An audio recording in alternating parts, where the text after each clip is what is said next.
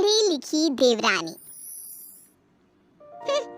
अगर आज मैं भी पढ़ी लिखी होती तो मैंने मोहल्ले में हो रहे कंपटीशन को जीत लिया होता और अच्छी खासी मोटी रकम जीतकर आपके हाथ में थमाई होती। माँ बड़ बोली, ज्यादा मत बोल।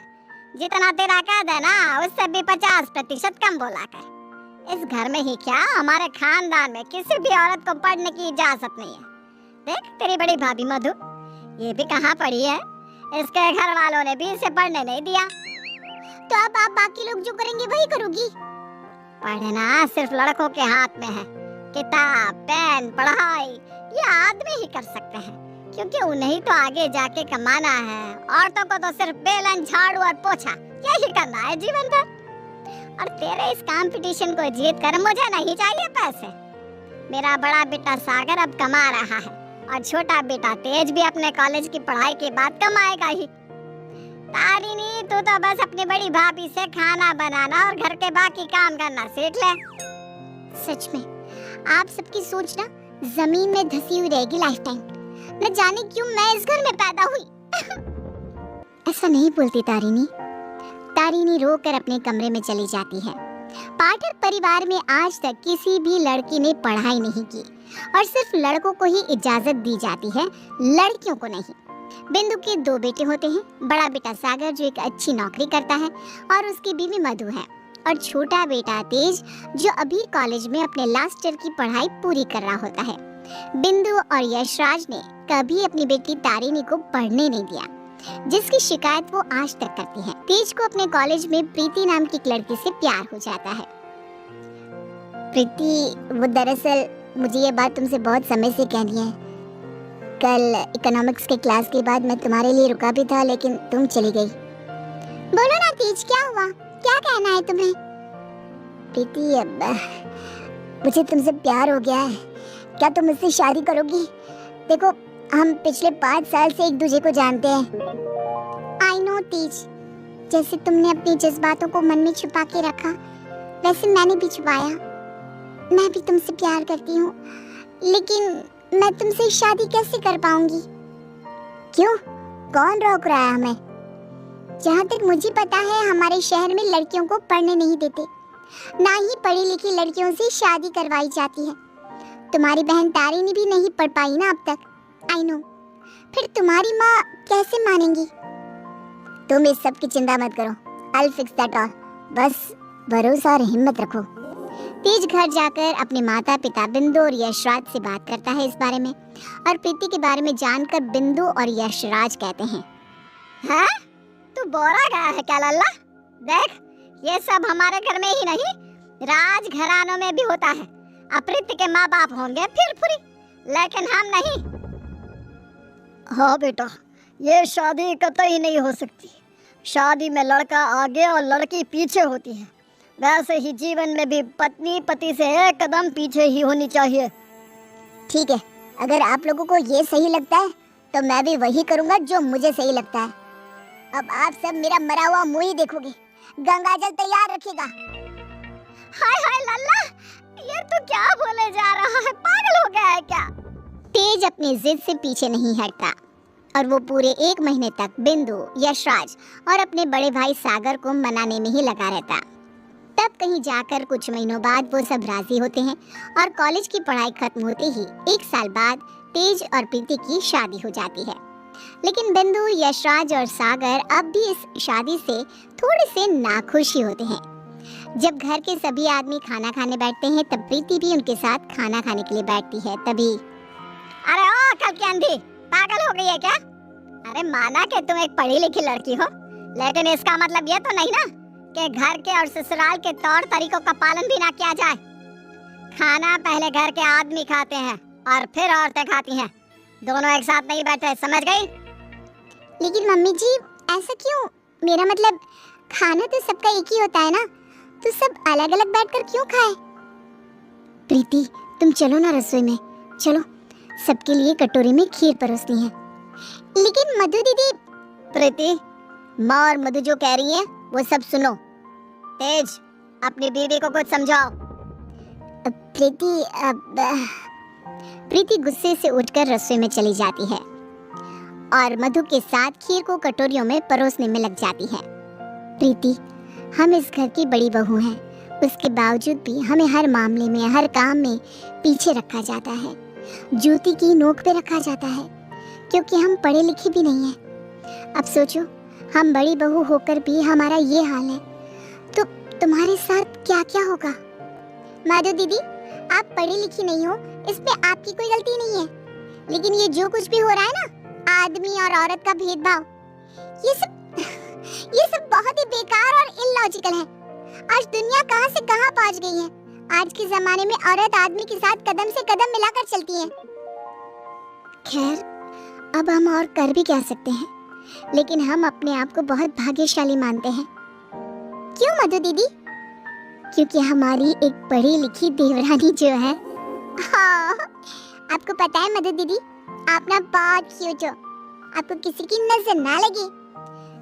जब सभी हॉल में एकत्रित होते हैं, तभी बिना घूंघट ओढ़े प्रीति को देखकर, प्रीति बहू, अब क्या तुम्हारे लिए दीवार पर बड़े अक्षरों में इस घर के तौर तरीके लिखवा दिए जाए हैं? अब क्या किया मैंने? अब हमेशा राशन पानी लेकर क्यों चढ़ जाती हो मुझ पर mummy ji? I just don't understand. Preeti बहू, आज तुम बगैर घूंघट के दिख गई हो।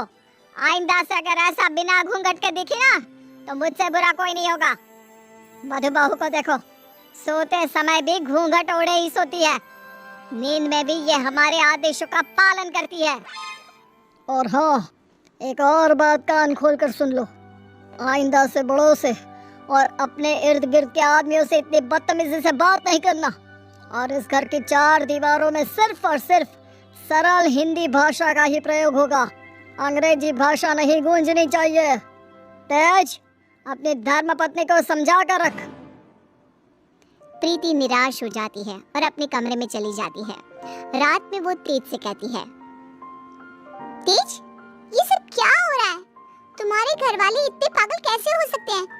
अगर मुझे ये अंदर की बातें पता होती ना, तो मैं कभी तुमसे शादी नहीं करती। I married you just because तुमने कहा कि तुम्हारे घर वालों को मुझसे कोई ऑब्जेक्शन नहीं है। हाँ, तो वही हुआ ना। वो कुछ बोले क्या तुम्हारी पढ़ाई लिखाई पर? अब बाकी कुछ रूल्स रेगुलेशंस है घर की लड़कियों और बहुओं के लिए, अब उन्हें तो फॉलो करना ही होगा ना।